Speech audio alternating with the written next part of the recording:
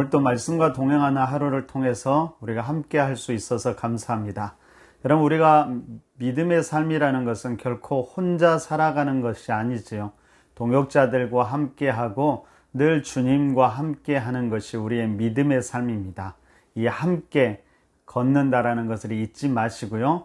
오늘도 함께하는 이들을 기억하고 함께하시는 주님을 기억하면서 우리에게 주어진 믿음의 길을 충실하게 살아갔으면 좋겠습니다. 우리 함께 찬양 한 곡 듣고 말씀 나누도록 하겠습니다.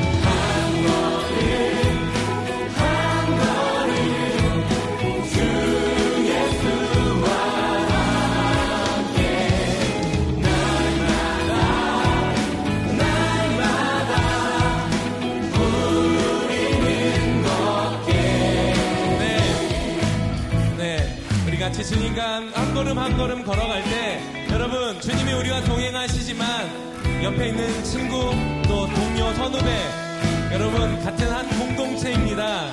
우리가 하나의 교회 아니겠습니까? 우리가 주님 바라보고 주님과 함께 나아갈 때 옆에 있는 분들 같이 손잡고 같이 찬양했으면 좋겠습니다. 할렐루야. 여러분을 통해서 이 광주 땅의 주님을 예배하게 될 것입니다. 여러분을 통해서 이 땅에 하나님의 은혜와 사랑을 경험하게 될 것입니다. 할렐루야. 그렇게 우리 같이 손잡고 주님 앞에 다시 한번 이 고백으로 주님 앞에 나가겠습니다. 주와 같이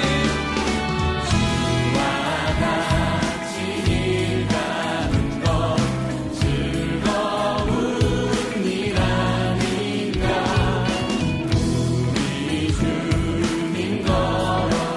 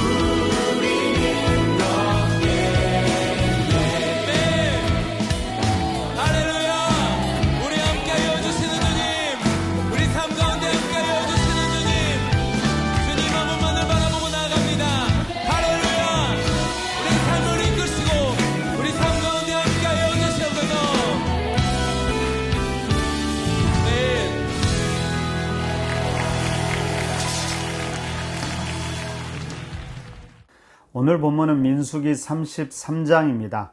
이제 이스라엘 백성들이 가나안 땅 입성을 앞두고 모압 평지에서 출애굽의 여정을 돌아보는 장면입니다.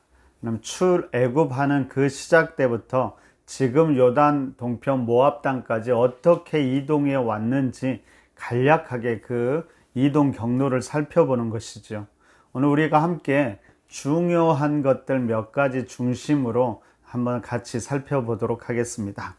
먼저 3절과 4절에서 이렇게 이야기하죠. 우리 함께 보겠습니다. 그들이 첫째 달 15째 날에 라암셋을 떠났으니 곧 6월절 다음 날이라. 이스라엘 자손이 애굽 모든 사람의 목전에서 큰 권능으로 나왔으니 애굽인은 여호와께서 그들 중에 치신 그 모든 장자를 장사하는 때라. 여호와께서 그들의 신에게도 벌을 주셨더라. 여러분, 출애굽의 시작은 6월절과 관계됩니다. 여러분, 6월절이라는 것은 10가지 재앙 중에서 마지막 재앙이었던 장자의 죽음과 관련되지요. 이스라엘의 당시 애굽에 있던 모든 장자들이 죽임을 당하였는데 이스라엘 백성들은 문설주에 어린 양의 피를 바름을 통해서 죽음이 아니라 구원을 얻게 되지요. 그것을 기념하는 것이 6월절이었고요. 이 6월절을 시작으로 이스라엘의 새로운 출발이 시작되는 것입니다. 자, 그때 떠난 곳이 라함셋이었다라고 이야기합니다. 라함셋은 우리말로 번역하면 뒤섞인 혼란, 위험스러운 혼란입니다.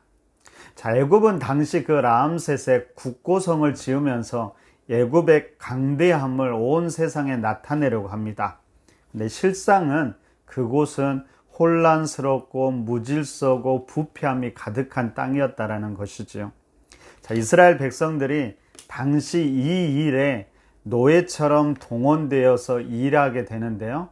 그곳을 떠나서 이스라엘 백성들이 새로운 출발을 하게 됩니다. 바로 노예에서 자유인으로 이렇게 변화된 것이지요. 여러분, 근데 거기에서 이스라엘 백성들이 어떻게 나오게 되었을까요? 오늘 3절에 보니까 그것은 하나님의 큰 권능 때문이라고 이야기합니다. 여러분, 우리의 노력과 힘이 아니지요. 전적인 하나님의 은혜이고 하나님의 능력입니다. 구원은 그렇게 이루어지는 것입니다. 전적으로 주권이 하나님께 있습니다. 하나님의 은혜로 우리가 구원받은 것이지요. 그럼에도 불구하고 우리가 잊지 말아야 될 것은 무엇일까요? 이 구원이 출발점이라는 사실이지요.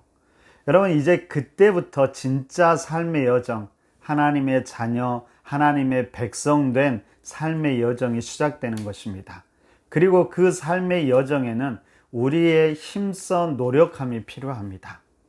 비록 구원은 전적인 하나님의 주권이고 은혜지만 하나님과 함께하는 삶에는 우리의 노력과 헌신이 필요하다라는 것입니다. 여러분, 하나님이 함께 하시지만 아직 우리가 약속의 땅에 도달한 것은 아니지요. 그렇기 때문에 때때로 어려움도 있고 고난도 있을 것입니다. 그럼에도 그 삶의 그런 과정들을 다 이겨나가는 것이 바로 우리의 믿음 생활임을 잊지 마시기 바랍니다. 자, 7절을 보니까요. 하나님께서 그들을 바알스본 앞 비하히롯으로 돌아가서 믹돌 앞에 진을 치라고 말씀하시죠. 이곳이 어디였을까요? 바로 홍해 앞을 말합니다. 여러분, 당시 이스라엘 백성들의 어떤 상황을 한번 생각해 보십시오. 앞에는 홍해가 가로막고 있었고 뒤에서는 애굽 군대가 쫓아오고 있었죠. 하나님을 따라서 왔는데, 하나님과 함께해서 왔는데 바로 그런 상황에 처하게 된 것입니다. 그때 여러분, 우리의 태도는 어떠해야 할까요? 원망하고 과거를 그리워하고 그렇게 해야 할까요? 아니겠지요. 다시 그 상황 속에서도 다시 우리의 시선을 하나님께 두고 하나님을 바라보아야 합니다. 그때 하나님의 특별한 은혜와 역사를 우리는 또한 경험하게 될 것입니다. 하나님께서 이스라엘 백성들을 위해서 불기둥으로 애굽 군대를 막으셨고요. 동풍을 불게 하셔서 홍해를 갈라지게 하셨습니다. 그리고 이스라엘 백성들이 그 바다를 마른 땅 걷듯 걷게 하셨고 홍해를 건너서 이스라엘 백성들이 마음껏 하나님을 찬양하게 하셨습니다. 여러분 특별한 어려움이 있을 때 시선을 놓치지 마시고 그것이 더 큰 하나님의 은혜의 역사를 경험할 수 있는 계기와 때가 된다는 사실을 잊지 않았으면 좋겠습니다. 근데 여러분 때로는 이런 특별한 어려움도 우리를 힘들게 하지만은 일상에 계속되는 어려움도 우리를 참 힘들게 하지요. 이스라엘 백성들도 그랬습니다. 여러분 광야를 계속 걸어야 했기 때문에 그들은 목이 마르고 배가 고팠지요. 여러분 8절을 보니까 마라의 진을 쳤는데 그곳에는 물이 있어서 먹을 물이 없다고 이야기하고요. 14절 르비딤에서는 물이 다 떨어져서 이제 다시 또 백성들이 원망과 불평하기 시작했다라고 이야기합니다. 여러분 이런 일상적인 어려움, 계속되는 어려움이 우리를 얼마나 힘들게 하는지 모릅니다.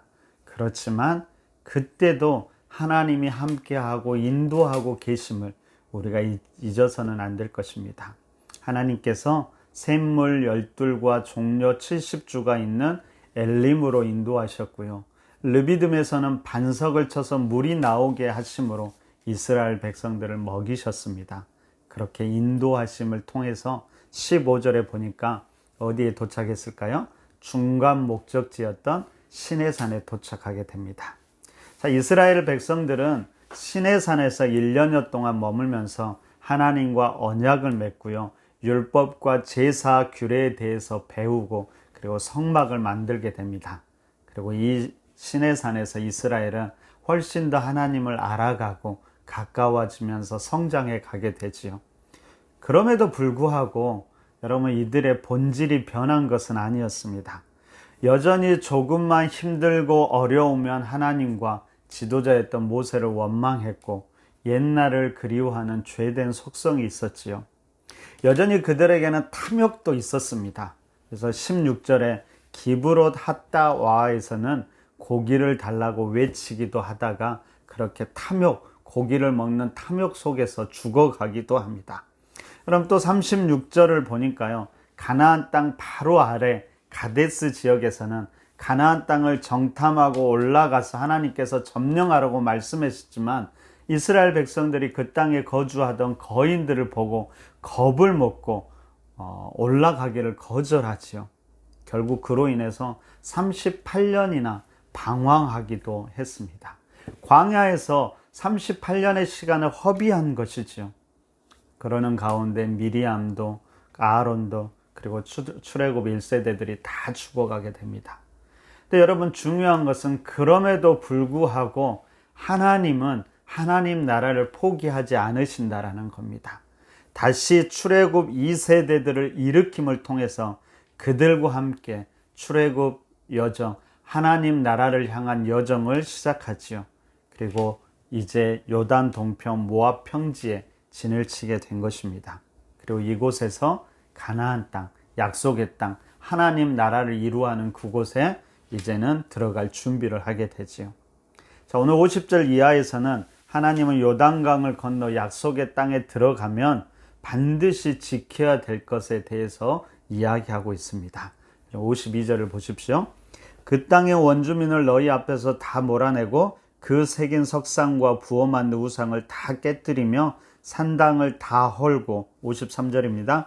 그 땅을 점령하여 거기 거주하라. 내가 그 땅을 너희 소유로 너희에게 주었음이라. 여러분 하나님께서 그 땅을 이스라엘 백성에게 주셨지만 그렇다고 해서 그냥 들어가는 것은 아니었지요. 그 땅의 원주민들과 싸워야 했고요. 그들이 섬기는 우상들을 깨뜨리고 신상들을 다 헐어야만 했습니다. 치열한 싸움을 싸워가야만 했지요. 만약에 그 땅에 그런 싸움을 싸우지 않고 그 땅 거주한 이들을 몰아내지 않으면 어떻게 되었을까요? 55절에 보니까 눈의 가시와 옆구리에 찌르는 것이 되어 이스라엘을 계속 괴롭힐 것이라고 이야기하고 있습니다. 마지막으로 모세는 그 땅을 어떻게 나눌 것인가를 이야기하는데요. 제비 뽑아서 나누라고 합니다. 여러분 제비 뽑는다라고 해서 그냥 복불복으로 아무렇게나 나누어 주는 것이 아니었습니다. 중요하게 제비는 뽑지만 하나님은 그 수에 따라 수가 많으면 많은 기업을 주고 적으면 적은 기업을 주라고. 그래서 모두가 다 공평하고 풍성한 은혜를 누릴 수 있게 해줍니다.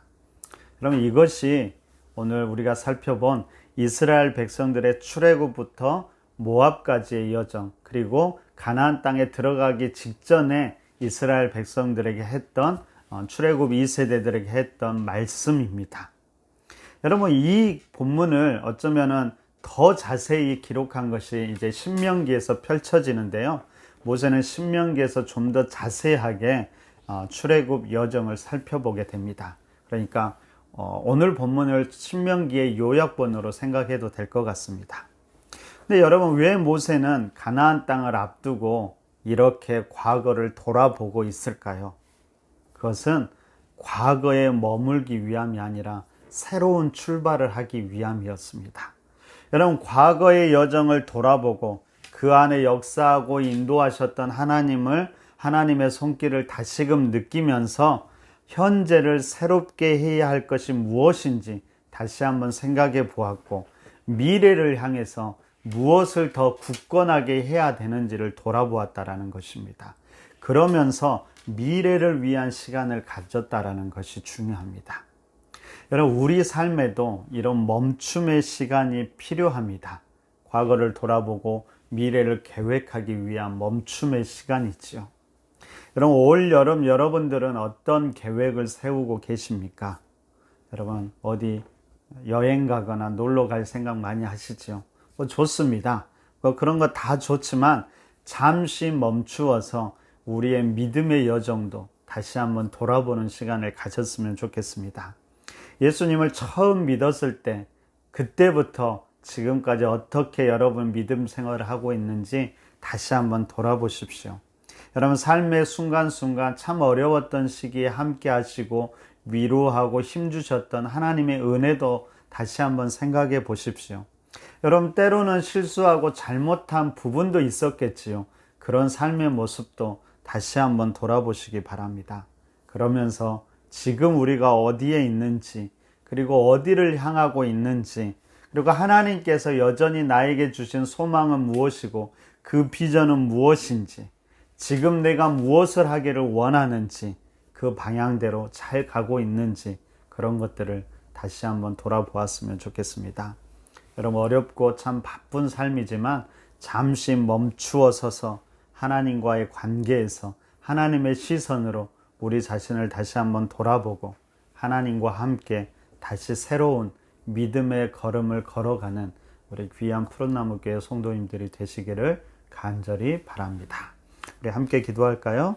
우리 삶의 여정을 점검하면서 늘 바른 방향, 바른 목적지를 향해 나아가게 하여 주옵소서 기도하시고요. 나 혼자 걷는 여정이 아니라 하나님과 함께 하나님을 기쁘시게 하는 삶의 여정이 되도록 기도하시고요. 삶의 어려움과 아픔이 있을 때마다 더 하나님을 바라보고 의지할 수 있는 힘을 달라고 그렇게 기도하시기 바랍니다. 그렇게 함께 기도하고 오늘도 우리가 함께하며 주님과 함께하는 믿음의 여정을 아름답게 살아가시기를 부탁드립니다. 함께 기도하겠습니다.